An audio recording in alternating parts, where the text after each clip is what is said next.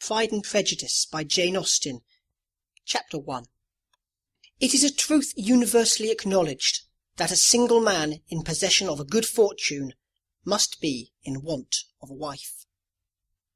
However little known the feelings or views of such a man may be on his first entering a neighbourhood, this truth is so well fixed in the minds of the surrounding families that he is considered the rightful property of some one or other of their daughters. "My dear Mr. Bennet," said his lady to him one day, "have you heard that Netherfield Park is let at last?" Mr. Bennet replied that he had not. "But it is," returned she, "for Mrs. Long has just been here, and she told me all about it." Mr. Bennet made no answer. "Do you not want to know who has taken it?" cried his wife impatiently. "You want to tell me, and I have no objection to hearing it." This was invitation enough. "Why, my dear, you must know. Mrs. Long says that Netherfield is taken by a young man of large fortune from the north of England, that he came down on Monday in a chaise and four to see the place, and was so much delighted with it that he agreed with Mr. Morris immediately that he is to take possession before Michaelmas, and some of his servants are to be in the house by the end of the week." "What is his name?" "Bingley." "Is he married or single?" "Oh, single, my dear, to be sure. A single man of large fortune, 4,000 or 5,000 a year. What a fine thing for our girls!" "How so? How can it affect them?" "My dear Mr. Bennet," replied his wife, "how can you be so tiresome? You must know that I am thinking of his marrying one of them." "Is that his design in settling here?" "Design? Nonsense! How can you talk so? But it is very likely that he may fall in love with one of them, and therefore you must visit him as soon as he comes." "I see no occasion for that. You and the girls may go, or you may send them by themselves, which perhaps will be still better, for as you are as handsome as any of them, Mr. Bingley might like you the best of the party." "My dear, you flatter me. I certainly have had my share of beauty, but I do not pretend to be anything extraordinary now. When a woman has 5 grown-up daughters, she ought to give over thinking of her own beauty." "In such cases a woman has not often much beauty to think of." "But, my dear, you must indeed go and see Mr. Bingley when he comes into the neighbourhood." "It is more than I engage for, I assure you." "But consider your daughters. Only think what an establishment it would be for one of them. Sir William and Lady Lucas are determined to go, merely on that account, for in general, you know, they visit no newcomers. Indeed, you must go, for it will be impossible for us to visit him if you do not." "You are over-scrupulous, surely. I dare say Mr. Bingley will be very glad to see you, and I will send him a few lines by you to assure him of my hearty consent to his marrying whichever he chooses of the girls, though I must throw in a good word for my little Lizzie." "I desire you will do no such thing. Lizzie is not a bit better than the others. I'm sure she is not half so handsome as Jane, nor half so good-humoured as Lydia, but you are always giving her the preference." "They have none of them much to recommend them," replied he. "They are all silly and ignorant like other girls, but Lizzie has something more of quickness than her sisters." "Mr. Bennet, how can you abuse your own children in such a way? You take delight in vexing me. You have no compassion for my poor nerves." "You mistake me, my dear. I have a high respect for your nerves. They are my old friends. I've heard you mention them with consideration these last 20 years at least. Ah, you do not know what I suffer. But I hope you will get over it, and live to see many young men of 4,000 a year come into the neighbourhood. It will be no use to us if 20 such should come, since you will not visit them. Depend upon it, my dear, that when there are 20, I will visit them all." Mr. Bennet was so odd a mixture of quick parts, sarcastic humour, reserve, and caprice, that the experience of 23 years had been insufficient to make his wife understand his character. Her mind was less difficult to develop. She was a woman of mean understanding, little information, and uncertain temper. When she was discontented, she fancied herself nervous. The business of her life was to get her daughters married. Its solace was visiting and news. Chapter 2. Mr. Bennet was among the earliest of those who waited on Mr. Bingley.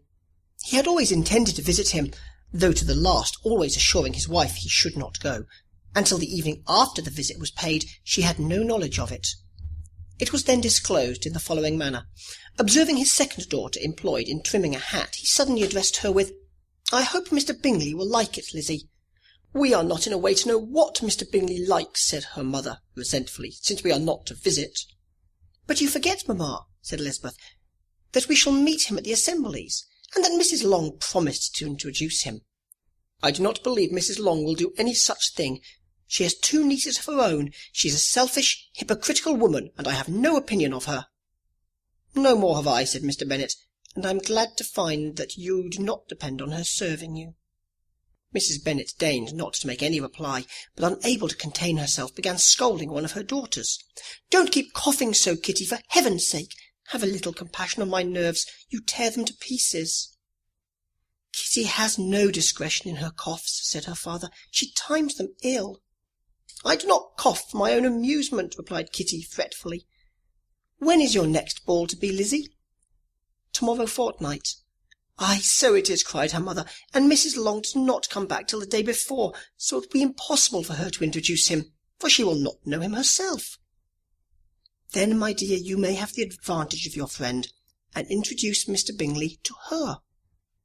"Impossible, Mr. Bennet, impossible, when I am not acquainted with him myself. How can you be so teasing?" "I honour your circumspection. A fortnight's acquaintance is certainly very little. One cannot know what a man really is by the end of a fortnight.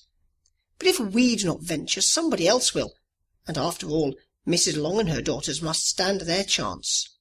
And therefore, as she will think it an act of kindness, if you decline the office, I will take it on myself." The girls stared at their father. Mrs. Bennet said only, "Nonsense, nonsense."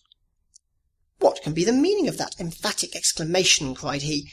"Do you consider the forms of introduction and the stress that is laid on them as nonsense? I cannot quite agree with you there. What say you, Mary? For you are a young lady of deep reflection, I know, and read great books and make extracts." Mary wished to say something sensible, but knew not how. "While Mary is adjusting her ideas," he continued, "let us return to Mr. Bingley." "I am sick of Mr. Bingley," cried his wife. "I am sorry to hear that. But why did you not tell me that before? If I had known as much this morning, I certainly would not have called on him.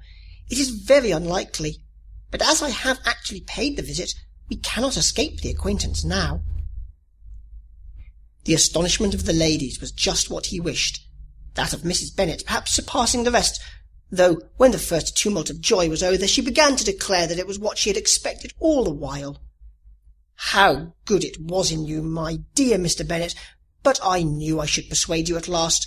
I was sure you loved your girls too well to neglect such an acquaintance. Well, how pleased I am! And it is such a good joke, too, that you should have gone this morning and never said a word about it till now." "Now, Kitty, you may cough as much as you choose," said Mr. Bennet, and as he spoke he left the room, fatigued with the raptures of his wife. "What an excellent father you have, girls," said she, when the door was shut. "I do not know how you will ever make amends for his kindness, or me either, for that matter. At our time of life it is not so pleasant, I can tell you, to be making new acquaintances every day, but for your sakes we would do anything. Lydia, my love, though you are the youngest, I dare say Mr. Bingley will dance with you at the next ball." "Oh," said Lydia stoutly, "I am not afraid, for though I am the youngest, I am the tallest."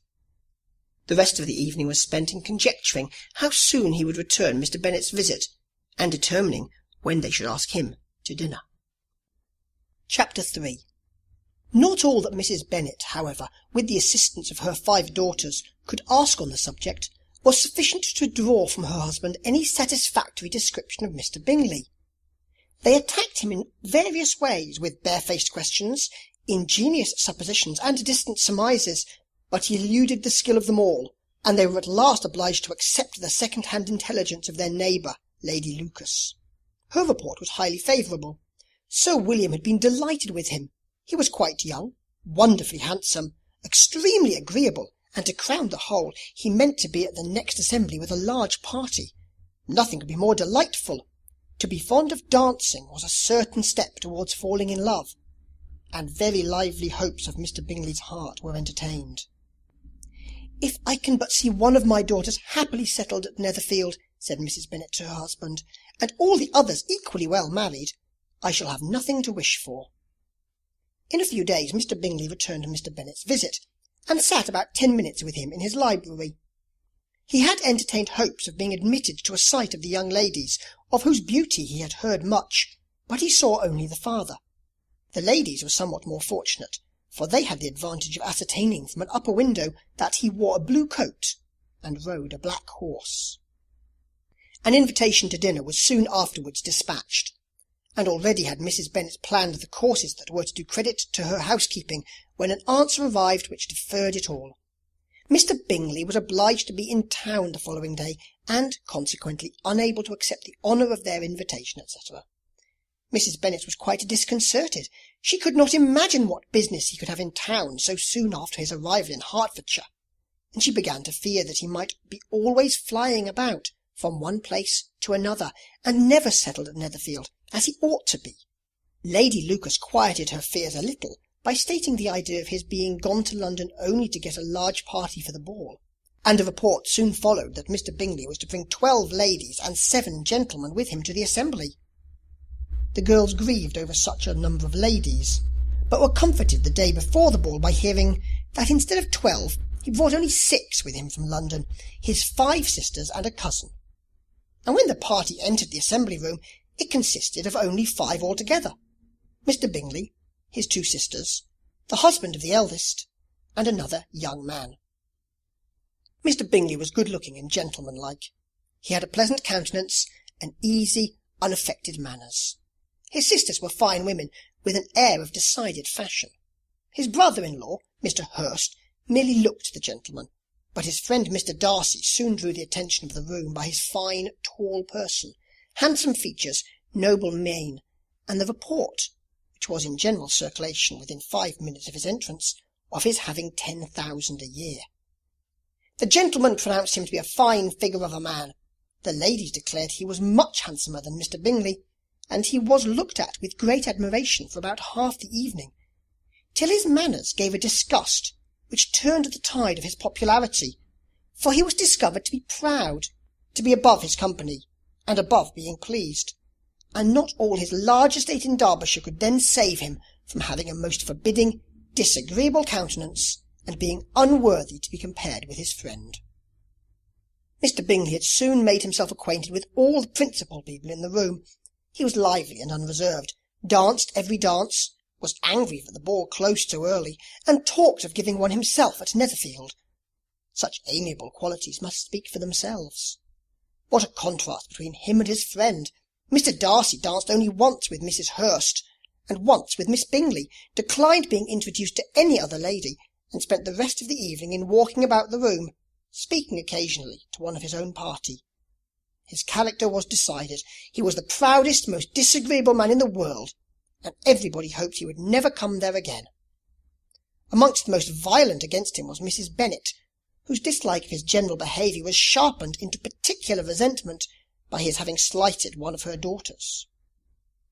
Elisabeth Bennet had been obliged, by the scarcity of gentlemen, to sit down for 2 dances, and during part of that time Mr. Darcy had been standing near enough for her to hear a conversation between him and Mr. Bingley, who came from the dance for a few minutes to press his friend to join it. "Come, Darcy," said he, "I must have you dance. I hate to see you standing about by yourself in this stupid manner. You had much better dance." "I certainly shall not. You know how I detest it, unless I am particularly acquainted with my partner. At such an assembly as this it would be insupportable. Your sisters are engaged, and there is not another woman in the room whom it would not be a punishment to me to stand up with." "I would not be so fastidious as you are," cried Mr. Bingley, "for a kingdom. Upon my honour, I never met with so many pleasant girls in my life as I have this evening, and there are several of them, you see, uncommonly pretty." "You are dancing with the only handsome girl in the room," said Mr. Darcy, looking at the eldest Miss Bennet. "Oh, she is the most beautiful creature I ever beheld. But there is one of her sisters sitting down just behind you who is very pretty, and I dare say very agreeable. Do let me ask my partner to introduce you." "Which do you mean?" And turning round, he looked for a moment at Elisabeth, till catching her eye, he withdrew his own, and coldly said, "She is tolerable, but not handsome enough to tempt me. I am in no humour at present to give consequence to young ladies who are slighted by other men. You had better return to your partner and enjoy her smiles, for you are wasting your time with me." Mr. Bingley followed his advice. Mr. Darcy walked off, and Elisabeth remained with no very cordial feelings towards him. She told the story, however, with great spirit among her friends, for she had a lively, playful disposition which delighted in anything ridiculous. The evening altogether passed off pleasantly to the whole family. Mrs. Bennet had seen her eldest daughter much admired by the Netherfield party. Mr. Bingley had danced with her twice, and she had been distinguished by her sisters. Jane was as much gratified by this as her mother could be, though in a quieter way. Elisabeth felt Jane's pleasure. Mary had heard herself mentioned to Miss Bingley as the most accomplished girl in the neighbourhood, and Catherine and Lydia had been fortunate enough never to be without partners, which was all that they had yet learnt to care for at all. They returned, therefore, in good spirits to Longbourn, the village where they lived, and of which they were the principal inhabitants. They found Mr. Bennet still up. With a book he was regardless of time, and on the present occasion he had a good deal of curiosity as to the events of the evening, which had raised such splendid expectations. He had rather hoped that his wife's views on the stranger would be disappointed, but he soon found out that he had a different story to hear. "Oh, my dear Mr. Bennet," as she entered the room, "we have had a most delightful evening, a most excellent ball. I wish you had been there. Jane was so admired, and nothing could be like it. Everybody said how well she looked, and Mr. Bingley thought her quite beautiful, and danced with her twice. Only think of that, my dear. He actually danced with her twice, and she was the only creature in the room that he asked a second time. First of all he asked Mr. Lucas. I was so vexed to see him stand up with her. But, however, he did not admire her at all. Indeed, nobody can, you know, and he seemed quite struck with Jane as she was going down the dance. So he inquired who she was, and got introduced, and asked her for the next two. Then the 2/3 he danced with Miss King, and the 2/4 with Maria Lucas, and the 2/5 with Jane again, and the 2/6 with Lizzie, and the Boulanger. If he had any compassion for me, cried her husband impatiently, he would not have danced half so much. For God's sake, say no more of his partner. Oh, that he had sprained his ankle in the first place. Oh, my dear, I am quite delighted with him. He is so excessively handsome. And his sisters are charming women. I never in my life saw anything more elegant than their dresses. I dare say the lace upon Mrs. Hurst's gown—" Here she was interrupted again. Mr. Bennet protested against any description of finery. She was therefore obliged to seek another branch of the subject, and related, with much bitterness of spirit, and some exaggeration, the shocking rudeness of Mr. Darcy. "But I can assure you," she added, "that Lizzie does not lose much by not suiting his fancy, for he is a most disagreeable, horrid man, not at all worth pleasing. So high and so conceited that there was no enduring him. He walked here, and he walked there, fancying himself so very great. Not handsome enough to dance with. I wish you had been there, my dear, to have given him one of your set-downs. I quite detest the man." This is the end of chapter 3. Chapter 4. When Jane and Elisabeth were alone, the former, who had been cautious in her praise of Mr. Bingley before, expressed to her sister just how very much she admired him. "He is just what a young man ought to be," said she, "sensible, good-humoured, lively, and I never saw such happy manners, so much ease, with such perfect good breeding." "He is also handsome," replied Elisabeth, "which a young man ought likewise to be, if he possibly can. His character is thereby complete." "I was very much flattered by his asking me to dance a second time. I did not expect such a compliment." "Did not you? I did for you. But that is one great difference between us. Compliments always take you by surprise, and me never. What could be more natural than his asking you again? He could not help seeing that you were about 5 times as pretty as every other woman in the room. No thanks to his gallantry for that. Well, he certainly is very agreeable, and I give you leave to like him. You have liked many a stupider person." "Dear Lizzie!" "Oh, You are a good deal too apt, you know, to like people in general. You never see a fault in anybody. All the world are good and agreeable in your eyes. I never heard you speak ill of a human being in your life." "I would not wish to be hasty in censuring any one, but I always speak what I think." "I know you do, and it is that which makes the wonder. With your good sense, to be so honestly blind to the follies and nonsense of others. Affectation of candour is common enough, one meets with it everywhere.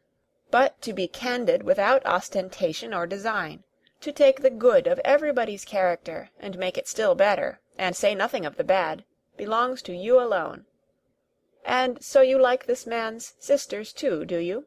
Their manners are not equal to his." "Certainly not, at first, but they are very pleasing women when you converse with them.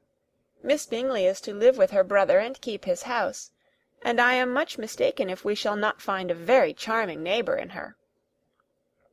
Elisabeth listened in silence, but was not convinced. Their behaviour at the assembly had not been calculated to please in general, and with more quickness of observation and less pliancy of temper than her sister, and with a judgment too unassailed by any attention to herself, she was very little disposed to approve them. They were in fact very fine ladies, not deficient in good humour when they were pleased, nor in the power of making themselves agreeable when they chose it, but proud and conceited. They were rather handsome, had been educated in one of the first private seminaries in town, had a fortune of 20,000 pounds, were in the habit of spending more than they ought, and of associating with people of rank, and were therefore in every respect entitled to think well of themselves and meanly of others. They were of a respectable family in the north of England, a circumstance more deeply impressed on their memories than that their brother's fortune and their own had been acquired by trade. Mr. Bingley inherited property to the amount of nearly 100,000 pounds from his father, who had intended to purchase an estate, but did not live to do it. Mr. Bingley intended it likewise, and sometimes made choice of his county, but as he was now provided with a good house and the liberty of a manor, it was doubtful to many of those who best knew the easiness of his temper whether he might not spend the remainder of his days at Netherfield, and leave the next generation to purchase.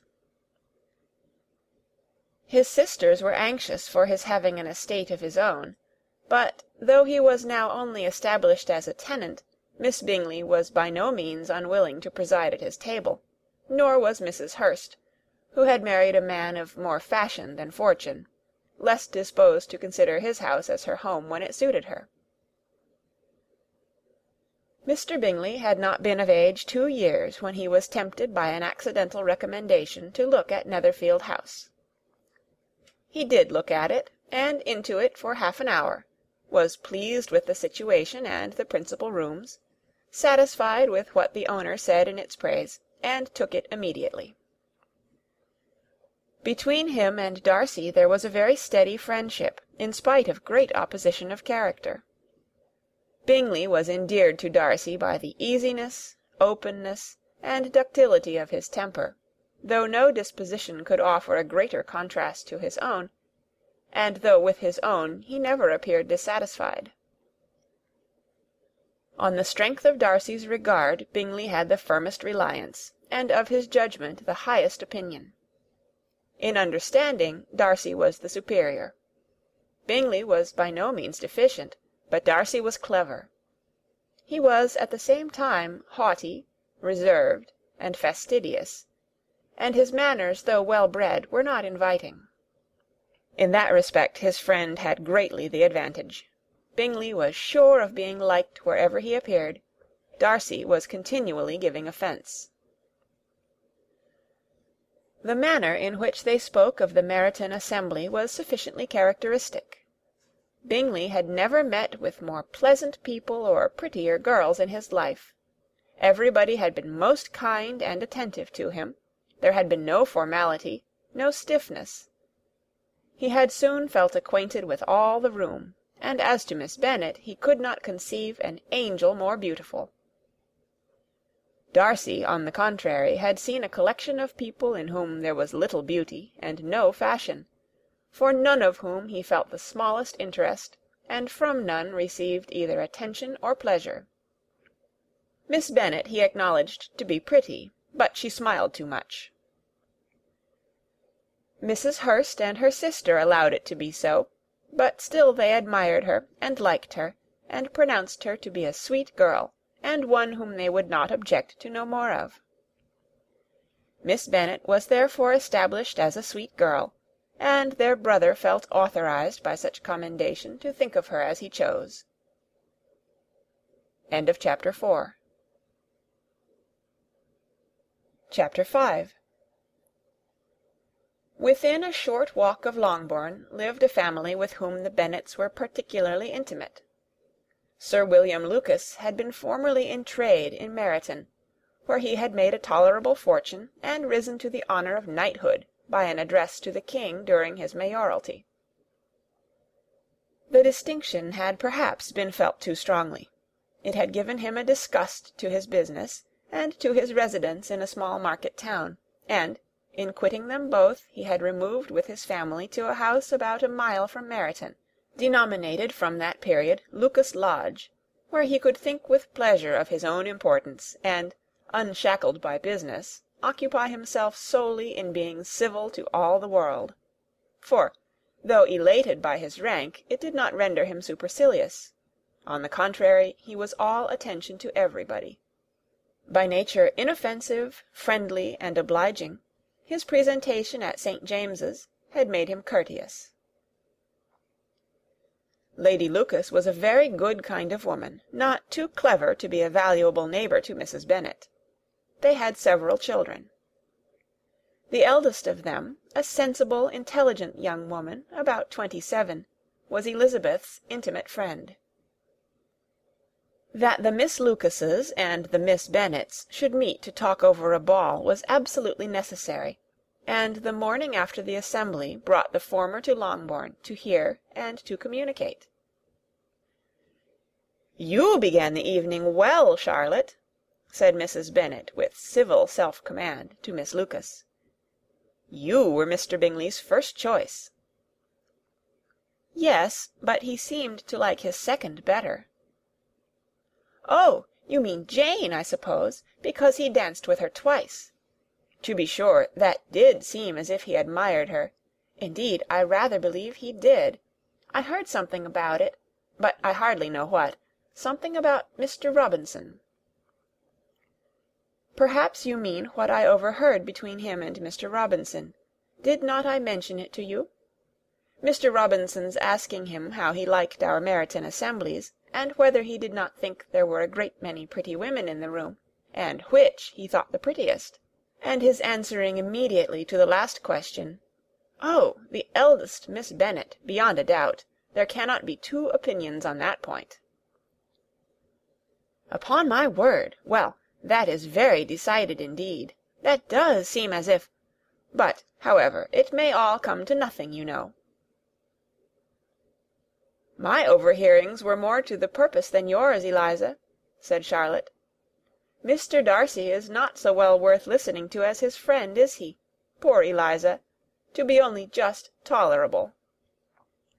I beg you would not put it into Lizzie's head to be vexed by his ill treatment, for he is such a disagreeable man that it would be quite a misfortune to be liked by him. Mrs. Long told me last night that he sat close to her for half an hour, without once opening his lips." "Are you quite sure, ma'am?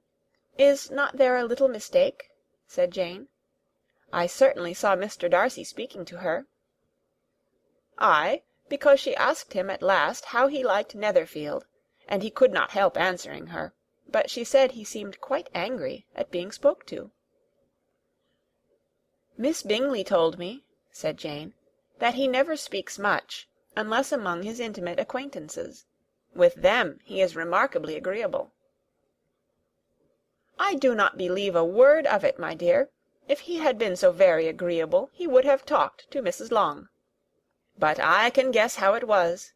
Everybody says that he is eat up with pride, and I dare say he had heard somehow that Mrs. Long does not keep a carriage, and had come to the ball in a hack chaise." "I do not mind his not talking to Mrs. Long," said Miss Lucas, "but I wish he had danced with Eliza." "Another time, Lizzy," said her mother, "I would not dance with him, if I were you." "I believe, ma'am, I may safely promise you never to dance with him." "His pride," said Miss Lucas, "does not offend me so much as pride often does, because there is an excuse for it. One cannot wonder that so very fine a young man, with family, fortune, everything in his favour, should think highly of himself. If I may so express it, he has a right to be proud." "That is very true," replied Elisabeth, "and I could easily forgive his pride, if he had not mortified mine." "Pride," observed Mary, who piqued herself upon the solidity of her reflections, "is a very common failing, I believe. By all that I have ever read, I am convinced that it is very common indeed, that human nature is particularly prone to it, and that there are very few of us who do not cherish a feeling of self-complacency on the score of some quality or other, real or imaginary. Vanity and pride are different things, though the words are often used synonymously. A person may be proud without being vain. Pride relates more to our opinion of ourselves, vanity to what we would have others think of us." "If I were as rich as Mr. Darcy," cried a young Lucas, who came with his sisters, "I should not care how proud I was. I would keep a pack of foxhounds, and drink a bottle of wine a day." "Then you would drink a great deal more than you ought," said Mrs. Bennet, "and if I were to see you at it, I should take away your bottle directly." The boy protested that she should not. She continued to declare that she would, and the argument ended only with the visit. Chapter 6. The ladies of Longbourn soon waited on those of Netherfield. The visit was returned in due form. Miss Bennet's pleasing manners grew on the goodwill of Mrs. Hurst and Miss Bingley, and though the mother was found to be intolerable, and the young sisters not worth speaking to, a wish of being better acquainted with them was expressed towards the two eldest. By Jane this attention was received with the greatest pleasure, but Elisabeth still saw superciliousness in their treatment of everybody, hardly excepting even her sister, and could not like them, though their kindness to Jane, such as it was, had a value as arising, in all probability, from the influence of their brother's admiration. It was generally evident whenever they met that he did admire her, and to her it was equally evident that Jane was yielding to the preference which she had begun to entertain for him from the first, and was in a way to be very much in love. But she considered with pleasure that it was not likely to be discovered by the world in general, since Jane united, with great strength of feeling, a composure of temper and a uniform cheerfulness of manner which would guard her from the suspicions of the impertinent. She mentioned this to her friend Miss Lucas. "It may perhaps be pleasant," replied Charlotte, "to be able to impose on the public in such a case, but it is sometimes a disadvantage to be so very guarded. If a woman conceals her affection with the same skill from the object of it, she may lose the opportunity of fixing him, and it will then be but poor consolation to believe the world equally in the dark. There is so much of gratitude or vanity in almost every attachment, that it's not safe to leave any to itself. We can all begin freely. A slight preference is natural enough, but there are few of us who have heart enough to be really in love without encouragement. In 9 cases out of 10, a woman had better show more affection than she feels. Bingley likes your sister undoubtedly, but he may never do more than like her, if she does not help him on." "But she does help him on, as much as her nature will allow. If I can perceive her regard for him, he must be a simpleton indeed not to discover it too." "Remember, Eliza, that he does not know Jane's disposition as you do." "But if a woman is partial to a man, and does not endeavour to conceal it, he must find it out." "Perhaps he must, if he sees enough of her. But though Bingley and Jane meet tolerably often, it is never for many hours together, and as they always see each other in large mixed parties, It's impossible that every moment should be employed in conversing together. Jane should therefore make the most of every half-hour in which she can command his attention. When she is secure of him, there will be more leisure for falling in love as much as she chooses." "Your plan is a good one," replied Elizabeth, "where nothing is in question but the desire of being well married, and if I were determined to get a rich husband, or any husband, I dare say I should adopt it. But these are not Jane's feelings. She is not acting by design. As yet she cannot even be certain of the degree of her own regard, nor of its reasonableness. She has known him only a fortnight. She danced 4 dances with him at Meryton. She saw him one morning at his own house, and has since dined with him in company 4 times. This is not quite enough to make her understand his character." "Not as you represent it. Had she merely dined with him, she might only have discovered whether he had a good appetite. But you must remember that 4 evenings have also been spent together, and 4 evenings may do a great deal." "Yes, these 4 evenings have enabled them to ascertain that they both like vingt-un better than commerce. But with respect to any other leading characteristic, I do not imagine that much has been unfolded." "Well," said Charlotte, "I wish Jane success with all my heart, and if she were married to him to-morrow, I should think she had as good a chance of happiness as if she were to be studying his character for a 12-month. Happiness in marriage is entirely a matter of chance. If the dispositions of the parties are ever so well known to each other, or ever so similar beforehand, it does not advance their felicity in the least. They always continue to grow sufficiently unlike afterwards to have their share of vexation, and it's better to know as little as possible of the defects of the person with whom you're to pass your life." "You make me laugh, Charlotte, but it's not sound. You know it's not sound, and you would never act this way yourself." Occupied in observing Mr. Bingley's attentions to her sister, Elisabeth was far from suspecting that she was herself becoming an object of some interest in the eyes of his friend. Mr. Darcy had at first scarcely allowed her to be pretty.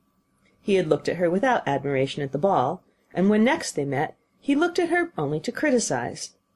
But no sooner had he made it clear to himself and to his friends that she hardly had a good feature in her face, than he began to find it was rendered uncommonly intelligent by the beautiful expression of her dark eyes. To this discovery succeeded some others equally mortifying. Though he had detected with a critical eye more than one failure of perfect symmetry in her form, he was forced to acknowledge her figure to be light and pleasing, and in spite of his asserting that her manners were not those of the fashionable world, he was caught by their easy playfulness. Of this she was perfectly unaware. To her he was only the man who made himself agreeable nowhere, and who had not thought her handsome enough to dance with. He began to wish to know more of her, and as a step towards conversing with her himself, attended to her conversation with others. His doing so drew her notice. It was at Sir William Lucas's, where a large party were assembled. "What does Mr. Darcy mean," she said to Charlotte, "by listening to my conversation with Colonel Forster?" "That's a question which Mr. Darcy only can answer. But if he does it any more, I shall certainly let him know that I see what he's about. He has a very satirical eye, and if I do not begin by being impertinent myself, I shall soon grow afraid of him." On his approaching them soon afterwards, though without seeming to have any intention of speaking, Miss Lucas defied her friend to mention such a subject to him, which immediately provoking Elisabeth to do it, she turned to him and said, "Did you not think, Mr. Darcy, that I expressed myself uncommonly well just now, when I was teasing Colonel Forster to give us a ball at Meryton?" "With great energy, but it's always a subject which makes a lady energetic." "You are severe on us." "It will be her turn soon to be teased," said Miss Lucas. "I am going to open the instrument, Eliza, and you know what follows."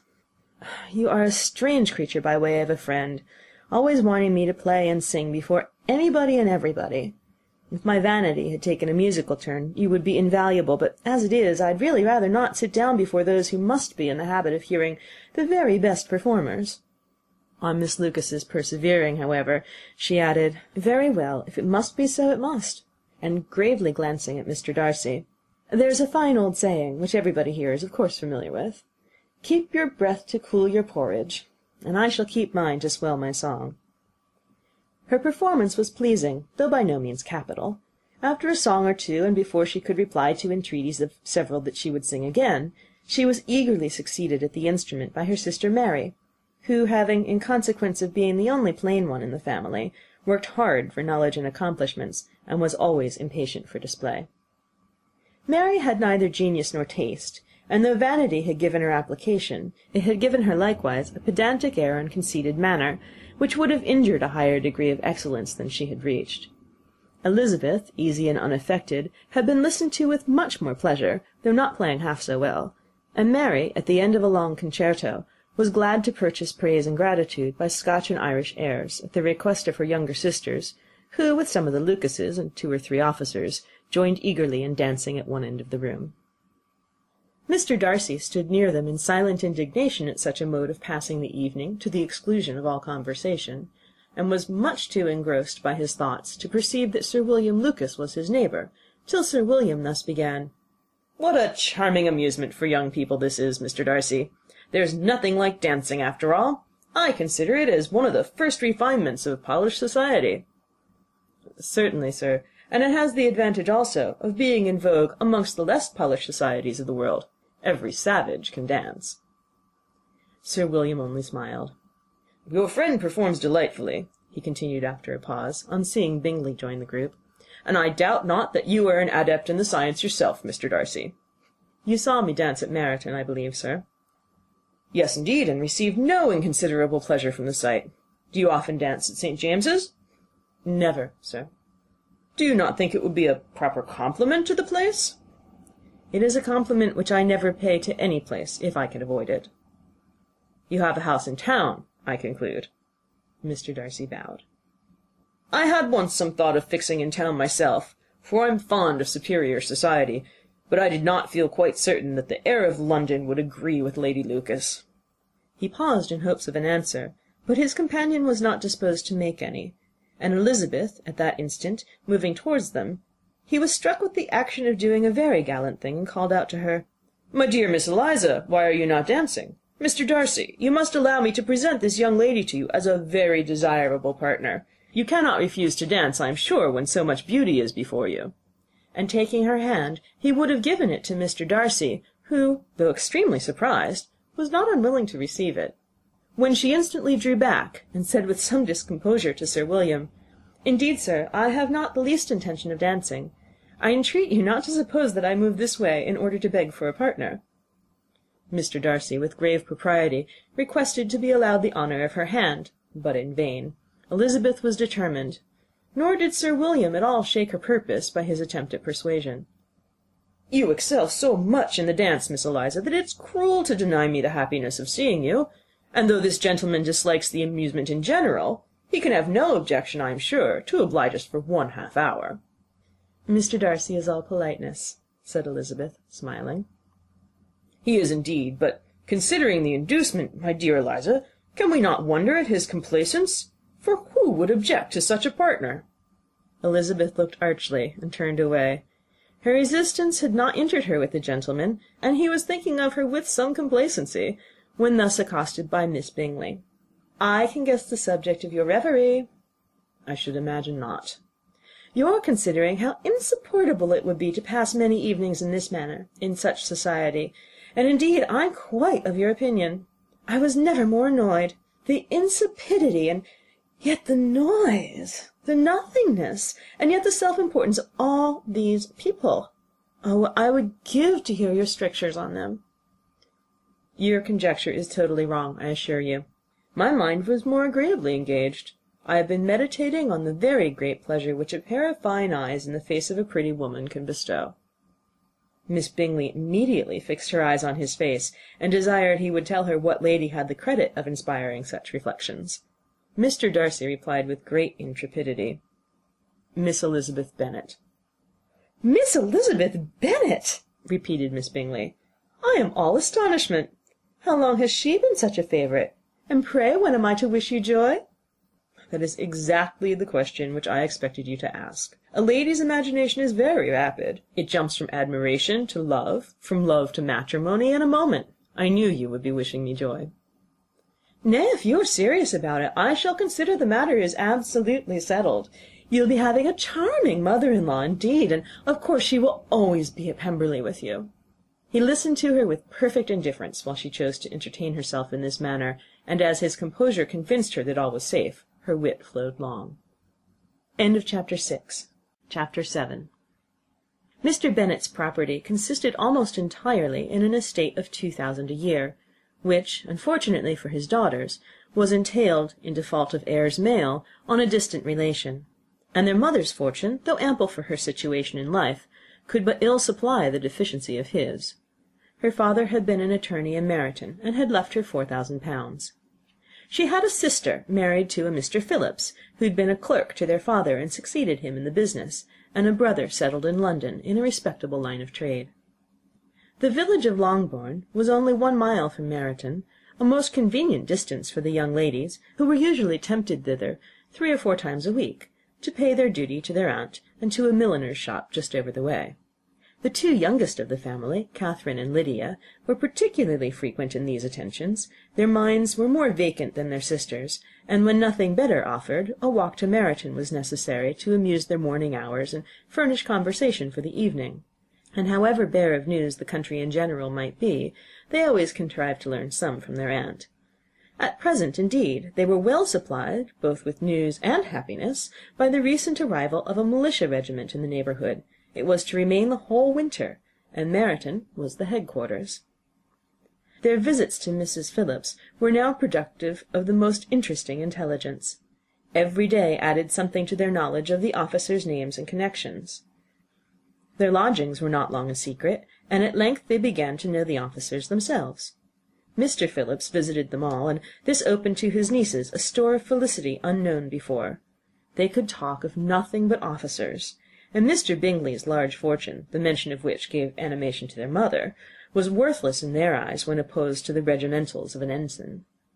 After listening one morning to their effusions on this subject, Mr. Bennet coolly observed, "From all that I can collect by your manner of talking, you must be 2 of the silliest girls in the country.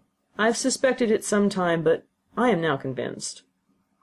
Catherine was disconcerted and made no answer, but Lydia, with perfect indifference, continued to express her admiration of Captain Carter, and her hope of seeing him in the course of the day, as he was going the next morning to London. "I am astonished, my dear," said Mrs. Bennet, "that you should be so ready to think your own children silly. If I wish to think slightingly of anybody's children, it should not be of my own, however. If my children are silly, I must hope to be always sensible of it." "Yes, but as it happens, they are all of them very clever." "This is the only point, I flatter myself, on which we do not agree. I had hoped that our sentiments coincided in every particular, but I must so far differ from you as to think our 2 youngest daughters uncommonly foolish." "My dear Mr. Bennet, you must not expect such girls to have the sense of their father and mother. When they get to our age, I dare say they will not think about officers any more than we do. I remember the time when I liked a red coat myself very well, and indeed I still do at my heart. And if a smart young colonel with 5,000 or 6,000 a year should want one of my girls, I shall not say nay to him.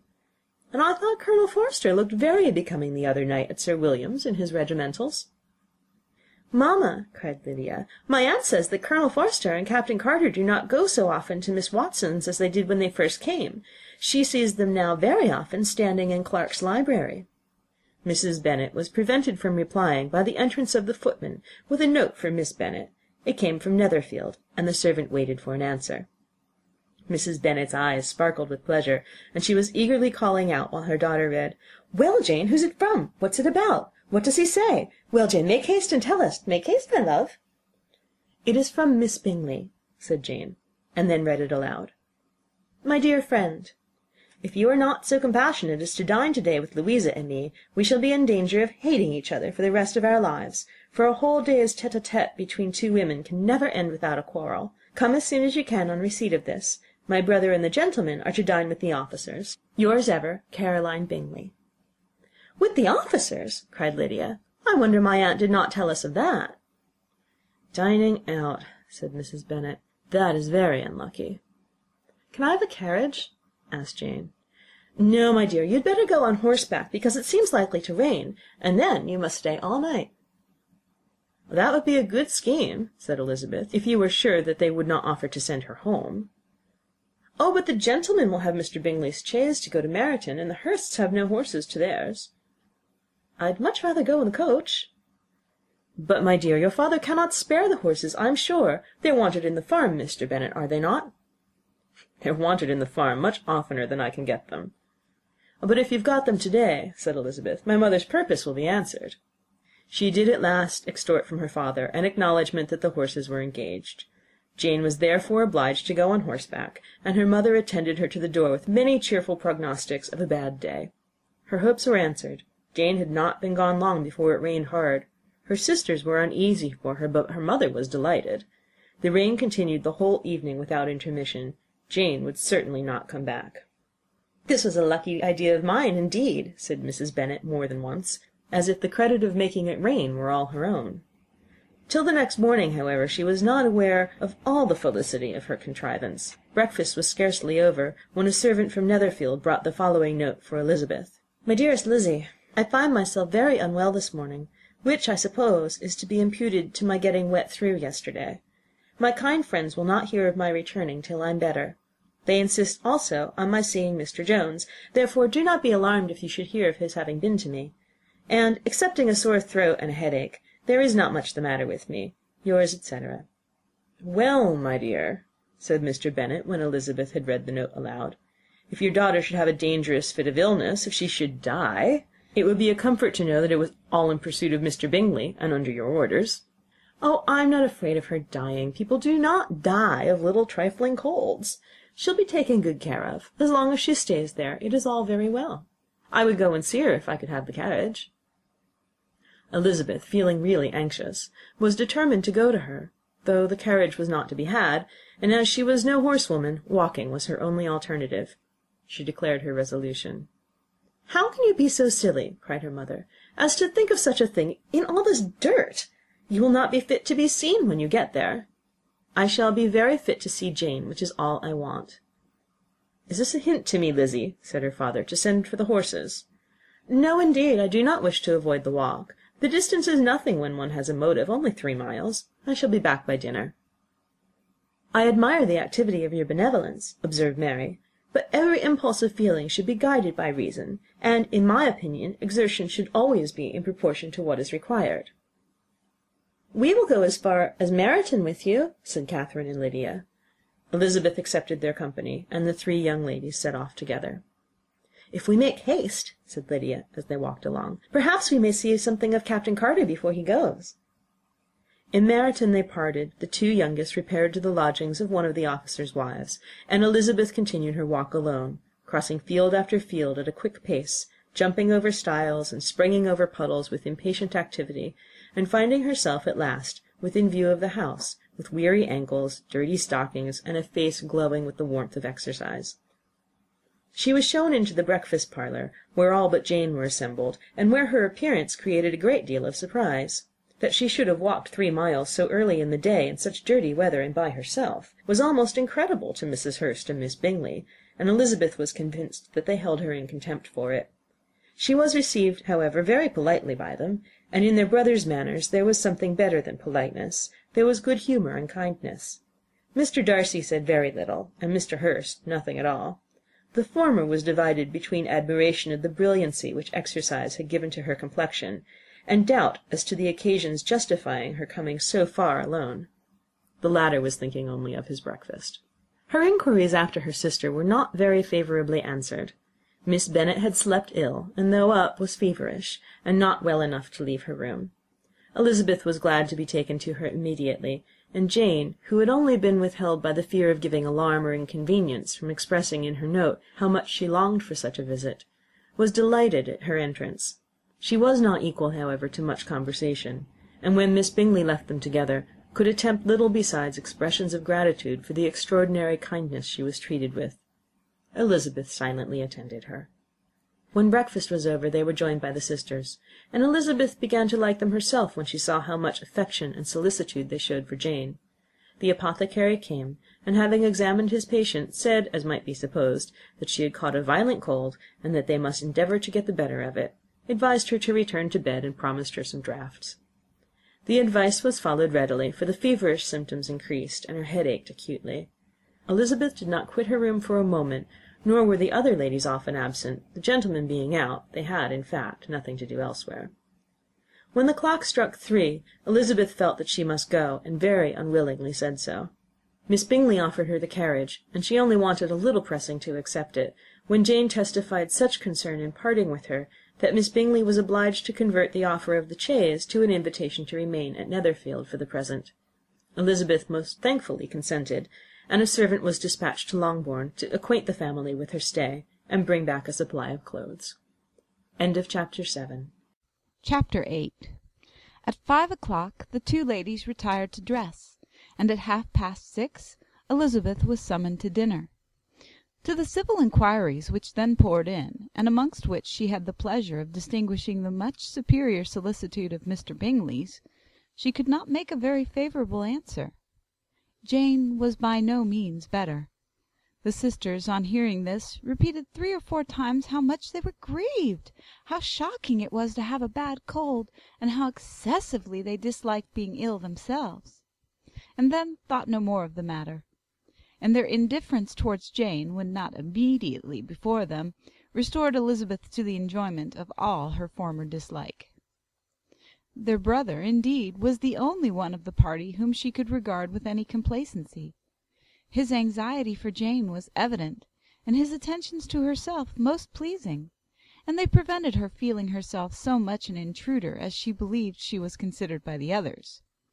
She had very little notice from any but him. Miss Bingley was engrossed by Mr. Darcy, her sister scarcely less so, and as for Mr. Hurst, by whom Elisabeth sat, he was an indolent man, who lived only to eat, drink, and play at cards, who, when he found her to prefer a plain dish to a ragout, had nothing to say to her. When dinner was over, she returned directly to Jane, and Miss Bingley began abusing her as soon as she was out of the room. Her manners were pronounced to be very bad indeed, a mixture of pride and impertinence. She had no conversation, no style, no beauty. Mrs. Hurst thought the same, and added, "She has nothing, in short, to recommend her, but being an excellent walker. I shall never forget her appearance this morning. She really looked almost wild." "She did, indeed, Louisa. I could hardly keep my countenance. Very nonsensical to come at all. Why must she be scampering about the country because her sister had a cold? Her hair, so untidy, so blowsy. Yes, and her petticoat. I hope you saw her petticoat. 6 inches deep in mud, I am absolutely certain. And the gown which had been let down to hide it, not doing its office." "Your picture may be very exact, Louisa," said Bingley, "but this was all lost upon me. I thought Miss Elisabeth Bennet looked remarkably well when she came into the room this morning. Her dirty petticoat quite escaped my notice." "You observed it, Mr. Darcy, I am sure," said Miss Bingley, "and I am inclined to think that you would not wish to see your sister make such an exhibition." "Certainly not." "To walk 3 miles, or 4 miles, or 5 miles, or whatever it was, above her ankles in dirt, and alone, quite alone! What could she mean by it? It seems to me to show an abominable sort of conceited independence, a most country town indifference to decorum." "It shows an affection for her sister that is very pleasing," said Bingley. "I am afraid, Mr. Darcy," observed Miss Bingley in a half-whisper, "that this adventure has rather affected your admiration of her fine eyes." "Not at all," he replied. "They were brightened by the exercise." A short pause followed this speech, and Mrs. Hurst began again. "I have an excessive regard for Miss Jane Bennet. She is really a very sweet girl, and I wish with all my heart she were well settled. But with such a father and mother, and such low connections, I am afraid there is no chance of it." "I think I have heard you say that their uncle is an attorney on Meryton."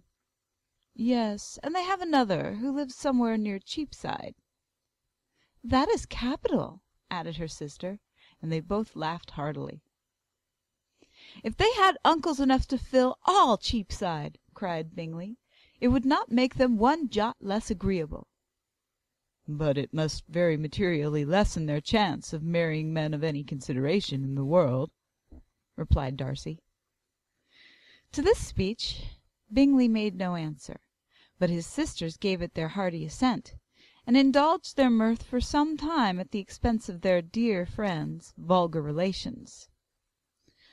With a renewal of tenderness, however, they returned to her room on leaving the dining-parlour, and sat with her till summoned to coffee. She was still very poorly, and Elisabeth would not quit her at all till late in the evening, when she had the comfort of seeing her sleep, and when it seemed to her rather right than pleasant that she should go downstairs herself. On entering the drawing-room, she found the whole party at loo, and was immediately invited to join them, but suspecting them to be playing high, she declined it, and making her sister the excuse, said she would amuse herself for the short time she could stay below with a book. Mr. Hurst looked at her with astonishment. "Do you prefer reading to cards?" said he. "That is rather singular." "Miss Eliza Bennet," said Miss Bingley, "despises cards. She is a great reader, and has no pleasure in anything else." "I deserve neither such praise nor such censure," cried Elisabeth. "I am not a great reader, and I have pleasure in many things." "In nursing your sister I am sure you have pleasure," said Bingley, "and I hope it will soon be increased by seeing her quite well." Elisabeth thanked him from her heart, and then walked toward the table where a few books were lying. He immediately offered to fetch her others, all that his library afforded. "And I wish my collection were larger for your benefit and my own credit. But I am an idle fellow, and though I have not many, I have more than I ever looked into." Elisabeth assured him that she could suit herself perfectly with those in the room. "I am astonished," said Miss Bingley, "that my father should have left so small a collection of books. What a delightful library you have at Pemberley, Mr. Darcy!" "It ought to be good," he replied. "It has been the work of many generations." "And then you have added so much to it yourself. You are always buying books." "I cannot comprehend the neglect of a family library in such days as these." "Neglect! I am sure you neglect nothing that can add to the beauties of that noble place. Charles, when you build your house, I wish it may be half as delightful as Pemberley." "I wish it may." "But I would really advise you to make your purchase in that neighbourhood, and take Pemberley for a kind of model. There is not a finer county in England than Derbyshire." "With all my heart. I will buy Pemberley itself if Darcy will sell it." "I am talking of possibilities, Charles." "Upon my word, Caroline, I should think it more possible to get Pemberley by purchase than by imitation."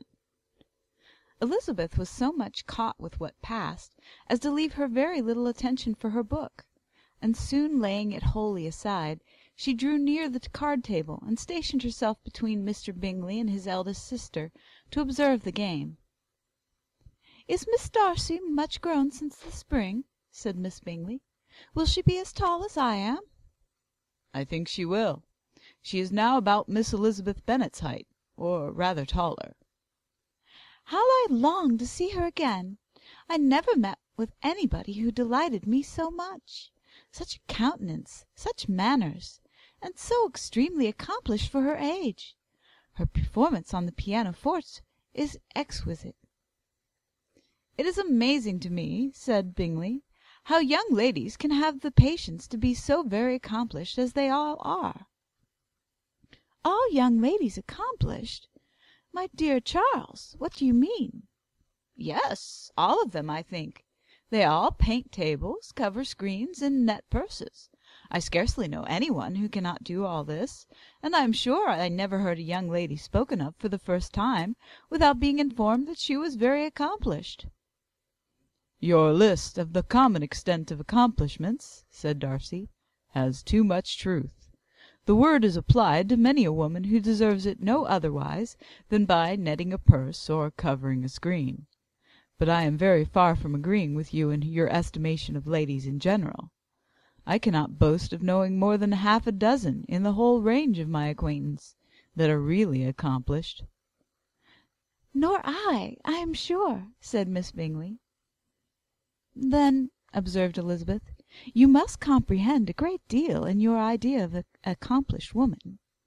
"Yes, I do comprehend a great deal in it." "Oh, certainly," cried his faithful assistant. "No one can be really esteemed accomplished who does not greatly surpass what is usually met with. A woman must have a thorough knowledge of music, singing, drawing, dancing, and the modern languages, to deserve the word; and besides all this, she must possess a certain something in her air and manner of walking, the tone of her voice, her address and expressions, or the word will be but half deserved." "All this she must possess," added Darcy, "and to all this she must yet add something more substantial in the improvement of her mind by extensive reading." "I am no longer surprised at your knowing only 6 accomplished women. I rather wonder now at your knowing any." "Are you so severe upon your own sex as to doubt the possibility of all this?" "I never saw such a woman. I never saw such capacity and taste and application and elegance as you describe united." Mrs. Hurst and Miss Bingley both cried out against the injustice of her implied doubt, and were both protesting that they knew many women who answered this description, when Mr. Hurst called them to order, with bitter complaints of their inattention to what was going forward.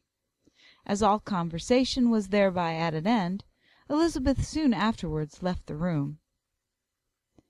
"Elisabeth Bennet," said Miss Bingley, when the door was closed on her, "is one of those young ladies who seek to recommend themselves to the other sex by undervaluing their own; and with many men, I dare say, it succeeds. But in my opinion it is a paltry device, a very mean art." "Undoubtedly," replied Darcy, to whom this remark was chiefly addressed. "There is a meanness in all the arts which ladies sometimes condescend to employ for captivation. Whatever bears affinity to cunning is despicable." Miss Bingley was not so entirely satisfied with this reply as to continue the subject. Elizabeth joined them again, only to say that her sister was worse, and that she could not leave her.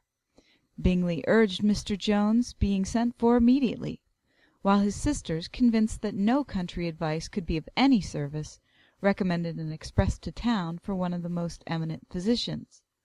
This she would not hear of, but she was not so unwilling to comply with their brother's proposal, and it was settled that Mr. Jones should be sent for early in the morning, if Miss Bennet were not decidedly better. Bingley was quite uncomfortable. His sisters declared that they were miserable.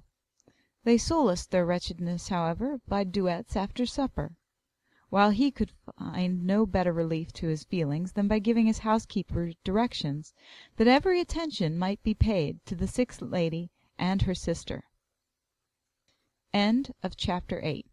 Chapter 9.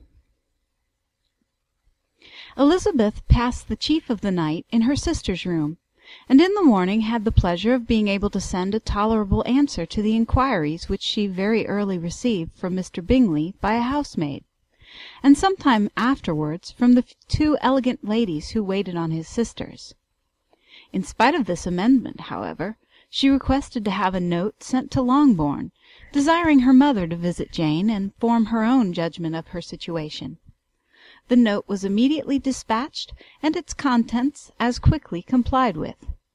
Mrs. Bennet, accompanied by her 2 youngest girls, reached Netherfield soon after the family breakfast. Had she found Jane in any apparent danger, Mrs. Bennet would have been very miserable; but being satisfied on seeing her that her illness was not alarming, she had no wish of her recovering immediately, as her restoration to health would probably remove her from Netherfield. She would not listen, therefore, to her daughter's proposal of being carried home. Neither did the apothecary, who arrived about the same time, think it at all advisable. After sitting a little while with Jane, on Miss Bingley's appearance and invitation, The mother and 3 daughters all attended her into the breakfast parlour. Bingley met them with hopes that Mrs. Bennet had not found Miss Bennet worse than she expected. "Indeed I have, sir," was her answer. "She is a great deal too ill to be moved. Mr. Jones says we must not think of moving her. We must trespass a little longer on your kindness." "Removed!" cried Bingley. "It must not be thought of. My sister, I am sure, will not hear of her removal." "You may depend upon it, madam," said Miss Bingley, with cold civility, "that Miss Bennet will receive every possible attention while she remains with us." Mrs. Bennet was profuse in her acknowledgments. "I am sure," she added, "if it was not for such good friends, I do not know what would become of her, for she is very ill indeed, and suffers a vast deal, though with the greatest patience in the world, which is always the way with her, for she has, without exception, the sweetest temper I have ever met with. I often tell my other girls they are nothing to her. You have a sweet room here, Mr. Bingley, and a charming prospect over the gravel walk. I do not know a place in the country that is equal to Netherfield. You will not think of quitting it in a hurry, I hope, though you have but a short lease." "Whatever I do is done in a hurry," replied he, "and therefore if I should resolve to quit Netherfield I should probably be off in 5 minutes. At present, however, I consider myself as quite fixed here." "That is exactly what I should have supposed of you," said Elisabeth. "You begin to comprehend me, do you?" cried he, turning toward her. "Oh, yes, I understand you perfectly." "I wish I might take this for a compliment, but to be so easily seen through, I am afraid, is pitiful." "That is as it happens. It does not follow that a deep, intricate character is more or less estimable than such a one as yours." "Lizzie," cried her mother, "remember where you are, and do not run on in the wild manner that you are suffered to do at home." "I did not know before," continued Bingley immediately, "that you were a studier of character. It must be an amusing study." "Yes, but intricate characters are the most amusing. They have at least that advantage." "The country," said Darcy, "can in general supply but a few subjects for such a study. In a country neighbourhood you move in a very confined and unvarying society."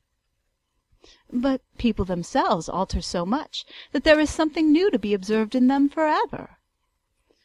"Yes, indeed," cried Mrs. Bennet, offended by his manner of mentioning a country neighbourhood. "I assure you there is quite as much of that going on in the country as in town." Everybody was surprised, and Darcy, after looking at her for a moment, turned silently away. Mrs. Bennet, who fancied she had gained a complete victory over him, continued her triumph. "I cannot see that London has any great advantage over the country, for my part, except the shops and public places. The country is a vast deal pleasanter, is it not, Mr. Bingley?" "When I am in the country," he replied, "I never wish to leave it, and when I am in town it is pretty much the same. They have each their advantages, and I can be equally happy in either." "Ay, that is because you have the right disposition. But that gentleman," looking at Darcy, "seemed to think the country was nothing at all." "Indeed, mamma, you are mistaken," said Elisabeth, blushing for her mother. "You quite mistook Mr. Darcy. He only meant that there was not such a variety of people to be met with in the country as in the town, which you must acknowledge to be true." "Certainly, my dear, nobody said there were. But as to not meeting with many people in this neighbourhood, I believe there are few neighbourhoods larger. I know we dine with 24 families." Nothing but concern for Elisabeth could enable Bingley to keep his countenance. His sister was less delicate, and directed her eyes toward Mr. Darcy with a very expressive smile. Elisabeth, for the sake of saying something that might turn her mother's thoughts, now asked her if Charlotte Lucas had been at Longbourn since her coming away. "Yes, she called yesterday with her father. What an agreeable man Sir William is, Mr. Bingley, is not he? So much the man of fashion, so genteel and easy. He had always something to say to everybody.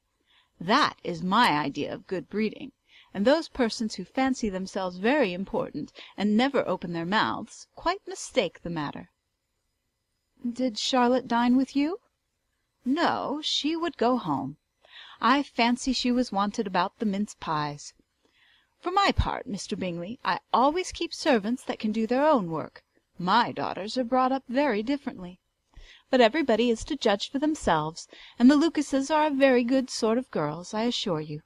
It is a pity they are not handsome. Not that I think Charlotte so very plain, but then she is our particular friend." "She seems a very pleasant young woman." "Oh dear, yes, but you must own she is very plain. Lady Lucas herself has often said so, and envied me Jane's beauty. I do not like to boast of my own child, but to be sure, Jane, one does not often see anybody better looking. It is what everybody says. I do not trust my own partiality. When she was only 15, there was a man at my brother Gardiner's in town so much in love with her that my sister-in-law was sure he would make her an offer before we came away. But, however, he did not. Perhaps he thought her too young. However, he wrote some verses on her, and very pretty they were." "And so ended his affection," said Elisabeth impatiently. "There has been many a one, I fancy, overcome in the same way. I wonder who first discovered the efficacy of poetry in driving away love." "I have been used to consider poetry as the food of love," said Darcy. "Of a fine, stout, healthy love, it may. Everything nourishes what is strong already. But if it be only a slight, thin sort of inclination, I am convinced that one good sonnet will starve it entirely away." Darcy only smiled, and the general pause which ensued made Elisabeth tremble lest her mother should be exposing herself again. She longed to speak, but could think of nothing to say, and after a short silence Mrs. Bennet began repeating her thanks to Mr. Bingley for his kindness to Jane, with an apology for troubling him also with Lizzie. Mr. Bingley was unaffectedly civil in his answer, and forced his younger sister to be civil also, and say what the occasion required. She performed her part indeed without much graciousness, but Mrs. Bennet was satisfied, and soon afterwards ordered her carriage. Upon this signal the youngest of her daughters put herself forward. The two girls had been whispering to each other during the whole visit, and the result of it was that the youngest should tax Mr. Bingley with having promised on his first coming into the country to give a ball at Netherfield. Lydia was a stout, well-grown girl of 15, with a fine complexion and a good-humoured countenance, a favourite with her mother, whose affection had brought her into public at an early age. She had high animal spirits, and a sort of natural self-consequence, which the attention of the officers, to whom her uncle's good dinners and her own easy manners recommended her, had increased into assurance. She was very equal, therefore, to address Mr. Bingley on the subject of the ball, and abruptly reminded him of his promise, adding that it would be the most shameful thing in the world if he did not keep it. His answer to this sudden attack was delightful to their mother's ear.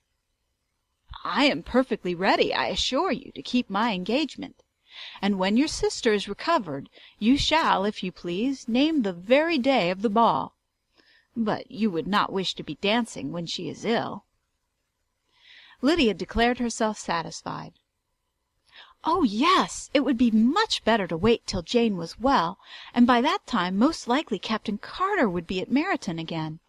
And when you have given your ball," she added, "I shall insist on their giving one also. I shall tell Colonel Forster it will be quite a shame if he does not." Mrs. Bennet and her daughters then departed, and Elisabeth returned instantly to Jane, leaving her own and her relations' behaviour to the remarks of the two ladies and Mr. Darcy, the latter of whom, however, could not be prevailed on to join in their censure of her, in spite of all Miss Bingley's witticisms on fine eyes. Chapter 9. Chapter 10. The day passed much as the day before had done. Mrs. Hurst and Miss Bingley had spent some hours of the morning with the invalid, who continued, though slowly, to mend, and in the evening Elisabeth joined their party in the drawing-room. The loo table, however, did not appear. Mr. Darcy was writing, and Miss Bingley, seated near him, was watching the progress of his letter and repeatedly calling off his attention by messages to his sister.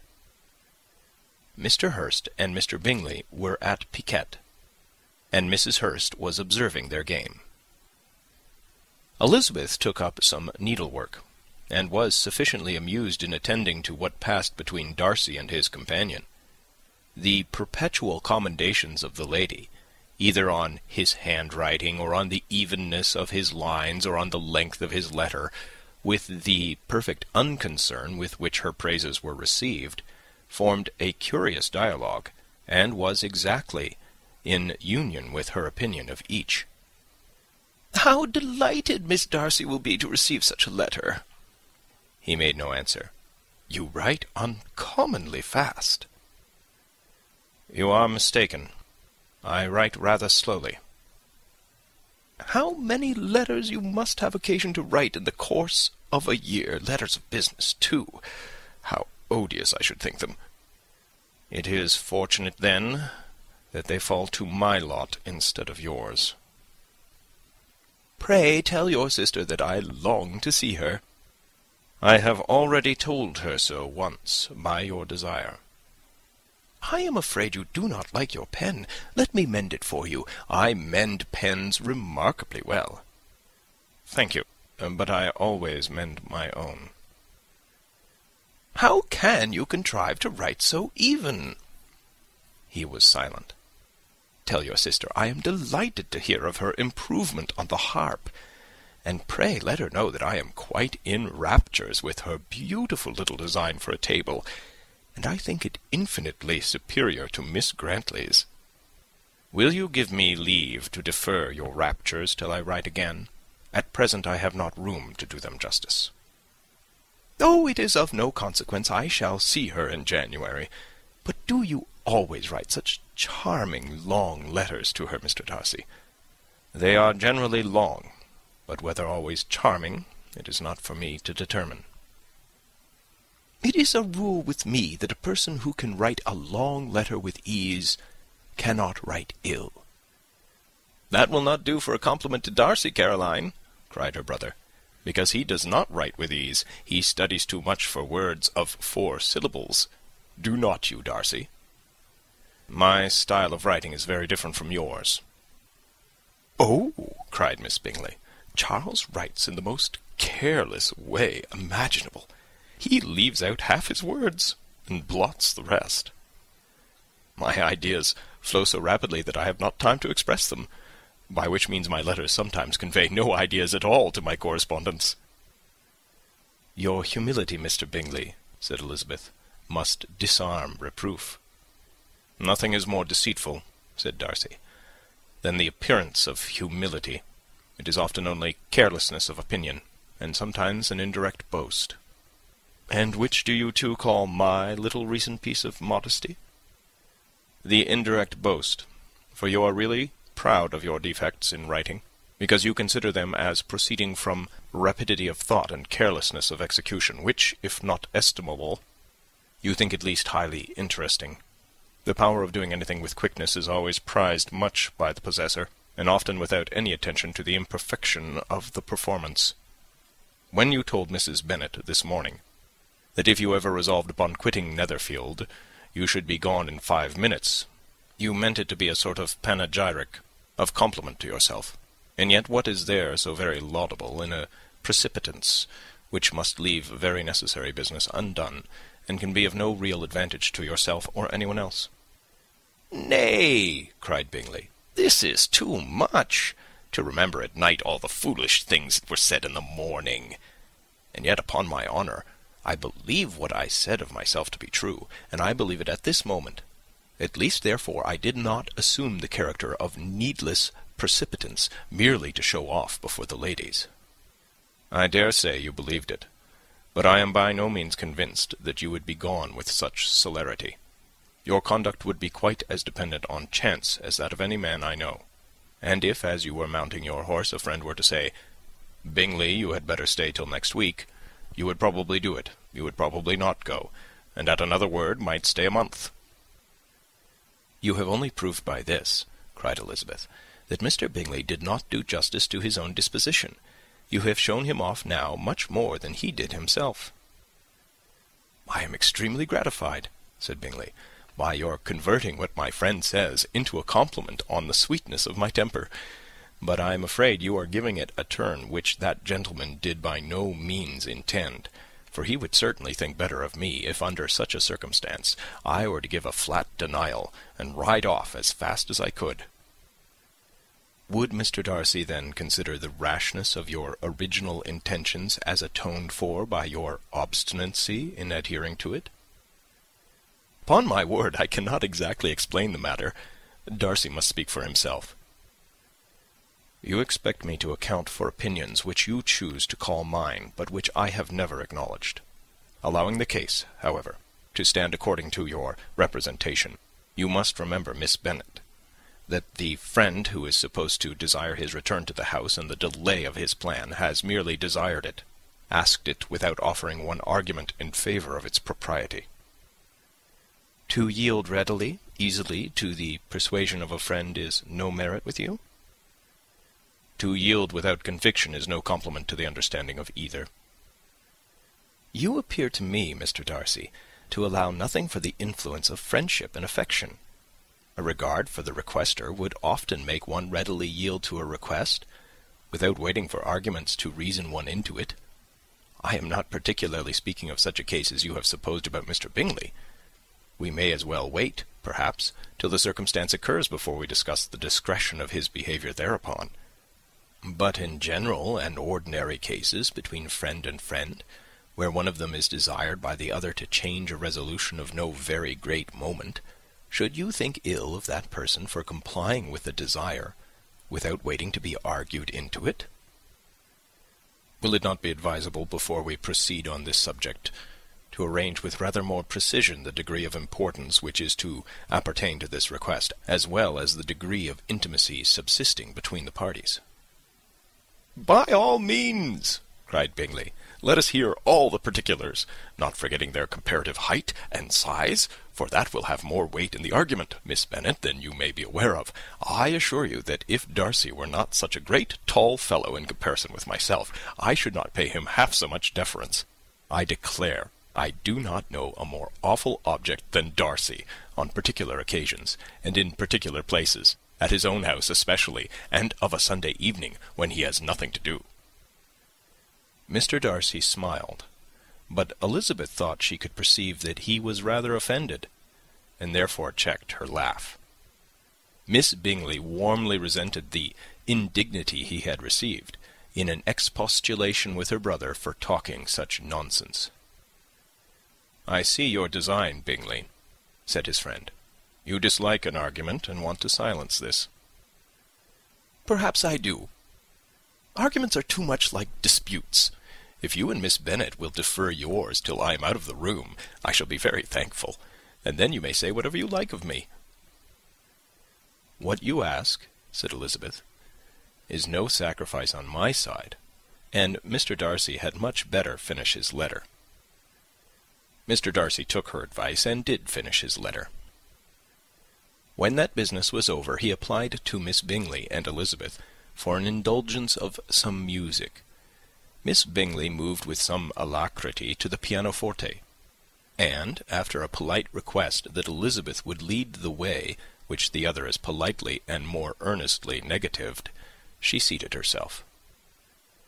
Mrs. Hurst sang with her sister, and while they were thus employed, Elisabeth could not help observing, as she turned over some music books that lay on the instrument, how frequently Mr. Darcy's eyes were fixed on her. She hardly knew how to suppose that she could be an object of admiration to so great a man, and yet that he should look at her because he disliked her was still more strange. She could only imagine, however, at last, that she drew his notice because there was something wrong and reprehensible according to his ideas of right, than in any other person present. The supposition did not pain her. She liked him too little to care for his approbation. After playing some Italian songs, Miss Bingley varied the charm by a lively Scotch air, and soon afterwards Mr. Darcy, drawing near Elisabeth, said to her, "Do not you feel a great inclination, Miss Bennet, to seize such an opportunity of dancing a reel?" She smiled, but made no answer. He repeated the question with some surprise at her silence. "Oh," she said, "I heard you before, but I could not immediately determine what to say in reply. You wanted me, I know, to say yes, that you might have the pleasure of despising my taste. But I always delight in overthrowing those kind of schemes, and cheating a person of their premeditated contempt. I have, therefore, made up my mind to tell you that I do not want to dance a reel at all, and now despise me if you dare." "Indeed, I do not dare." Elisabeth, having rather expected to affront him, was amazed at his gallantry, but there was a mixture of sweetness and archness in her manner which made it difficult for her to affront anybody, and Darcy had never been so bewitched by any woman as he was by her. He really believed that were it not for the inferiority of her connections, he should be in some danger. Miss Bingley saw, or suspected enough to be jealous, and her great anxiety for the recovery of her dear friend Jane received some assistance from her desire of getting rid of Elisabeth. She often tried to provoke Darcy into disliking her guest, by talking of their supposed marriage, and planning his happiness in such an alliance. "I hope," she said, as they were walking together in the shrubbery the next day, "you will give your mother-in-law a few hints, when this desirable event takes place, as to the advantage of holding her tongue, and if you can compass it, do assure the younger girls of running after officers, and if I may mention so delicate a subject, endeavour to check that little something bordering on conceit and impertinence which your lady possesses. Have you anything else to propose for my domestic felicity?" "Oh, yes. Do let the portraits of your uncle and Aunt Phillips be placed in the gallery at Pemberley. Put them next to your great-uncle, the judge. They are in the same profession, you know, only in different lines. As for your Elisabeth's picture, you must not have it taken, for what painter could do justice to those beautiful eyes? It would not be easy indeed to catch their expression, but their colour and shape, and the eyelashes, so remarkably fine, might be copied." At that moment they were met from another walk by Mrs. Hurst and Elisabeth herself. "I did not know that you intended to walk," said Miss Bingley, in some confusion lest they had been overheard. "You used us abominably ill," answered Mrs. Hurst, "running away without telling us that you were coming out." Then, taking the disengaged arm of Mr. Darcy, she left Elisabeth to walk by herself. The path just admitted 3. Mr. Darcy felt their rudeness, and immediately said, "This walk is not wide enough for our party. We had better go into the avenue." But Elisabeth, who had not the least inclination to remain with them, laughingly answered, "No, no, stay where you are. You are charmingly grouped, and appear to uncommon advantage. The picturesque would be spoilt by admitting a 4th. Good-bye." She then ran gaily off, rejoicing as she rambled about, in the hope of being at home again in a day or 2. Jane was already so much recovered as to intend leaving her room for a couple of hours that evening. End of Chapter 10. Chapter 11. When the ladies removed after dinner, Elisabeth ran up to her sister, and seeing her well guarded from cold, attended her into the drawing-room, where she was welcomed by her 2 friends with many professions of pleasure, and Elisabeth had never seen them so agreeable as they were during the hour which passed before the gentlemen appeared. Their powers of conversation were considerable. They could describe an entertainment with accuracy, relate an anecdote with humour, and laugh at their acquaintance with spirit. But when the gentleman entered, Jane was no longer the first object. Miss Bingley's eyes were instantly turned toward Darcy, and she had something to say to him before he had advanced many steps. He addressed himself to Miss Bennet with a polite congratulation. Mr. Hurst also made her a slight bow, and said he was very glad. But diffuseness and warmth remained for Bingley's salutation. He was full of joy and attention. The first half-hour was spent in piling up the fire, lest she should suffer from the change of room, and she removed at his desire to the other side of the fireplace, that she might be further from the door. He then sat down by her, and talked scarcely to anyone else. Elisabeth, at work in the opposite corner, saw it all with great delight. When the tea was over, Mr. Hurst reminded his sister-in-law of the card-table, but in vain. She had obtained private intelligence that Mr. Darcy did not wish for cards, and Mr. Hurst soon found even his open petition rejected. She assured him that no one intended to play, and the silence of the whole party on the subject seemed to justify her. Mr. Hurst had therefore nothing to do but to stretch himself on one of the sofas and go to sleep. Darcy took up a book.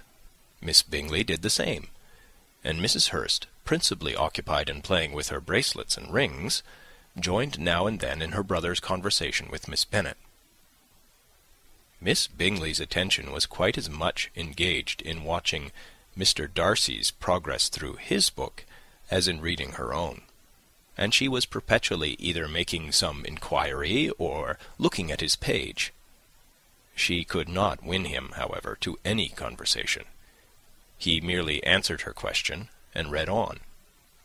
At length, quite exhausted by the attempt to be amused with her own book, which she had only chosen because it was the second volume of his, she gave a great yawn and said, "How pleasant it is to spend an evening in this way!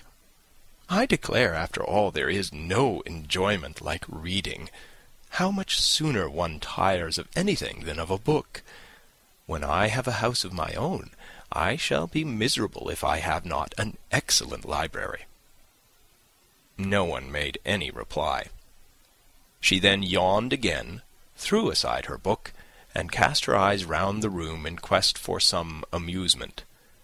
When hearing her brother mentioning a ball to Miss Bennet, she turned suddenly towards him and said, "By the by, Charles, are you really serious in meditating a dance at Netherfield? I would advise you, before you determine on it, to consult the wishes of the present party. I am much mistaken if there are not some among us who a ball would be rather a punishment than a pleasure." "If you mean Darcy," cried her brother, "he may go to bed if he chooses, before it begins. But as for the ball, it is quite a settled thing, and as soon as Nichols has made white soup enough, I shall send round my cards." "I should like balls infinitely better," she replied, "if they were carried on in a different manner. But there is something insufferably tedious in the usual process of such a meeting. It would surely be much more rational if conversation instead of dancing were made the order of the day." "Much more rational, my dear Caroline, I dare say, but it would not be near so much like a ball." Miss Bingley made no answer, and soon afterwards she got up and walked about the room. Her figure was elegant, and she walked well, but Darcy, at whom it was all aimed, was still inflexibly studious. In the desperation of her feelings, she resolved on one effort more, and turning to Elisabeth, said, "Miss Eliza Bennet, let me persuade you to follow my example, and take a turn about the room. I assure you it is very refreshing after sitting so long in one attitude." Elisabeth was surprised, but agreed to it immediately. Miss Bingley succeeded no less in the real object of her civility. Mr. Darcy looked up. He was as much awake to the novelty of attention in that quarter as Elisabeth herself could be, and unconsciously closed his book. He was directly invited to join their party, but he declined it, observing that he could imagine but two motives for their choosing to walk up and down the room together, with either of which motives his joining them would interfere. What could he mean? She was dying to know what could be his meaning, and asked Elisabeth whether she could at all understand him. "Not at all," was her answer. "But depend upon it, he means to be severe on us, and our surest way of disappointing him will be to ask nothing about it." Miss Bingley, however, was incapable of disappointing Mr. Darcy in anything, and persevered, therefore, in requiring an explanation of his two motives. "I have not the smallest objection to explaining them," said he, as soon as she allowed him to speak. "You either choose this method of passing the evening because you are in each other's confidence, and have secret affairs to discuss, or because you are conscious that your figures appear to the greatest advantage in walking. If the first, I would be completely in your way, and if the second, I can admire you much better as I sit by the fire." "Oh, shocking!" cried Miss Bingley. "I never heard anything so abominable. How shall we punish him for such a speech?" "Nothing so easy, if you have but the inclination," said Elisabeth. "We can all plague and punish one another. Tease him, laugh at him. Intimate as you are, you must know how it is to be done." "But upon my honour, I do not. I do assure you that my intimacy has not yet taught me that. Tease calmness of manner and presence of mind? No, no. Feel he may defy us there. And as to laughter, we will not expose ourselves, if you please, by attempting to laugh without a subject. Mr. Darcy may hug himself." "Mr. Darcy is not to be laughed at," cried Elisabeth. "That is an uncommon advantage. And uncommon I hope it will continue, for it would be a great loss to me to have many such acquaintances. I dearly love a laugh." "Miss Bingley," said he, "has given me more credit than can be. The wisest and the best of men, nay, the wisest and best of their actions, may be rendered ridiculous by a person whose first object in life is a joke." "Certainly," replied Elisabeth, "there are such people, but I hope I am not one of them. I hope I never ridicule what is wise and good. Follies and nonsense, whims and inconsistencies, do divert me, I own, and I laugh at them whenever I can. But these, I suppose, are precisely what you are without." "Perhaps that is not possible for anyone. But it has been the study of my life to avoid those weaknesses which often expose a strong understanding to ridicule." "Such as vanity and pride?" "Yes, vanity is a weakness indeed. But pride, where there is a real superiority of mind, pride will be always under good regulation." Elisabeth turned away to hide a smile. "Your examination of Mr. Darcy is over, I presume?" said Miss Bingley. "And pray, what is the result?" "I am perfectly convinced by it that Mr. Darcy has no defect. He owns it himself without disguise." "No," said Darcy, "I have made no such pretension. I have faults enough, but they are not, I hope, of understanding. My temper I dare not vouch for. It is, I believe, too little yielding, certainly too little for the convenience of the world. I cannot forget the follies and vices of others so soon as I ought, nor their offences against myself. My feelings are not puffed about with every attempt to move them. My temper would perhaps be called resentful. My good opinion, once lost, is lost for ever." "That is a failing indeed," cried Elisabeth. "Implacable resentment is a shade in a character. But you have chosen your fault well. I really cannot laugh at it. You are safe from me. There is, I believe, in every disposition a tendency to some particular evil, a natural defect, which not even the best education can overcome." "And your defect is to hate everybody?" "And yours," he replied with a smile, "is wilfully to misunderstand them." do let us have a little music," cried Miss Bingley, tired of a conversation in which she had no share. "Louisa, you will not mind my waking Mr. Hurst?" Her sister had not the smallest objection, and the pianoforte was opened, and Darcy, after a few moments' recollection, was not sorry for it. He began to feel the danger of paying Elisabeth too much attention. End of chapter 11.